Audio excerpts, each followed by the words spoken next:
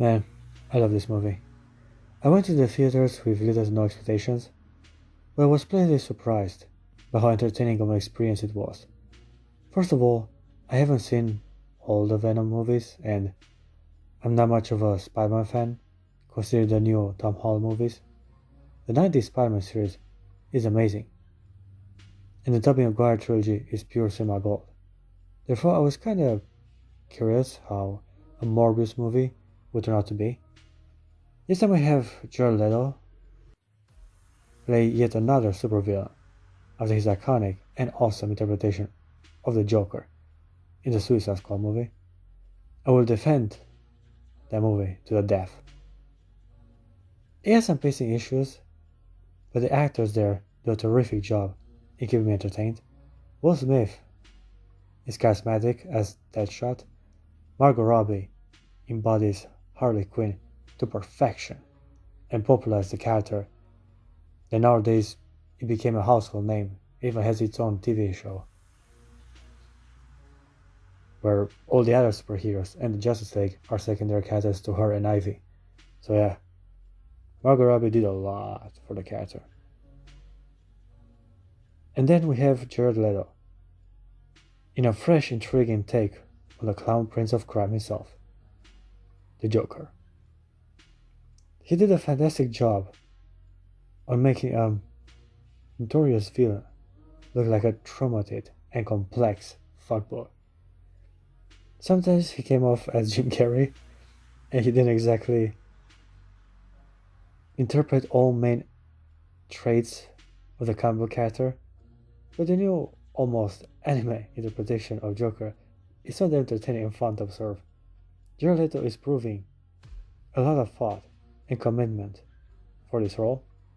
It gives a more handsome vigilante vibe, and I know this is an unpopular opinion, but I think it's a welcome, original, and unexpected take on the character. Needless to say, I was impressed by Jared Leto and his ability to change and morph a villain into a memorable, unique part of a movie. Speaking of morphing, Morbius is a fresh take on a more obscure Spider-Man villain.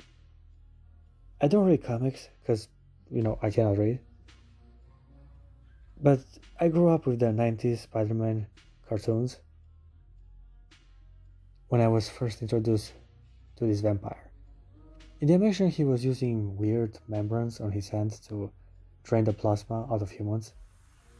Yeah, hardly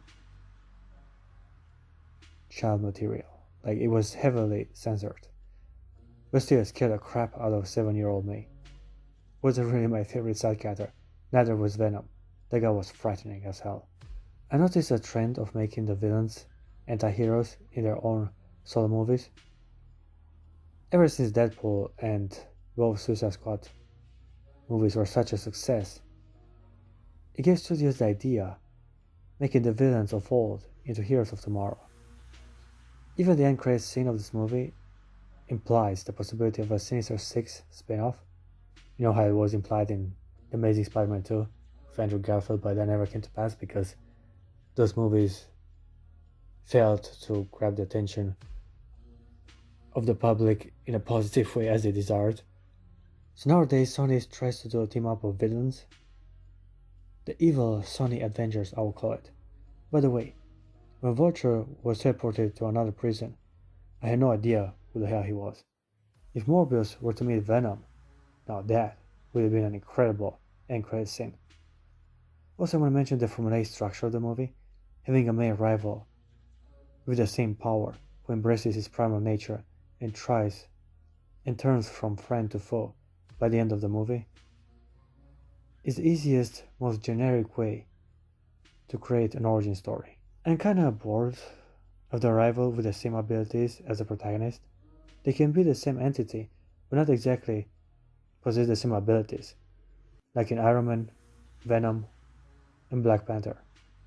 Also, I want to address the scumbag that makes a villain a hero. Just like in Venom with Carnage, we have Milo,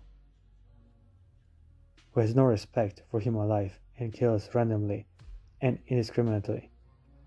I like how the movie keeps on stressing how Morbius is actually a good guy, and the people he killed were unfucked mercenaries with no rights or soul, I guess.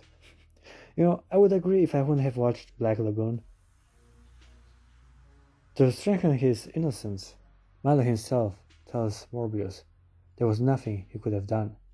The first time you transform into a vampire, you cannot control your bloodlust and will to hunt. How can you make a bloodthirsty vampire into a good guy? Well, you have him fight a slasher psychopath. Alright, alright. I like Jared Leto. He's a good actor. Except while trying to attempt comedy. When he references Venom in a scene. I understand the joke, but it wasn't funny. I am Venom. I admire his dedication for the role. You see, in the beginning, Jared had the physique of a cripple. He looks malnourished and skinny and almost sick. That is exactly what his initial role required. We have a method actor here, after all. At first, he had to starve himself to later possess the physique of a superhero. The love interest was weak. We didn't need one in every single action movie. John Wick does not have a love interest. His wife is dead, but still, that wouldn't have stopped other heroes to bang in the side. So, just saying, he's got 3 movies, and they are flawless without any love interest. Just like the Batman, Morbius is more about the story, characters, and their motivations. The action is good, but not really a main focus of the film. For an origin story that introduces us to Morbius, I say the movie hit all the right notes to deliver a satisfying experience. I also like the way Morbius finds out about his powers. He keeps on evolving his abilities by understanding his nature and not letting himself be controlled by it, like his opponent does. I give Morbius a 7 out of 10. It is a fun superhero adventure with nice visuals and a well-developed protagonist.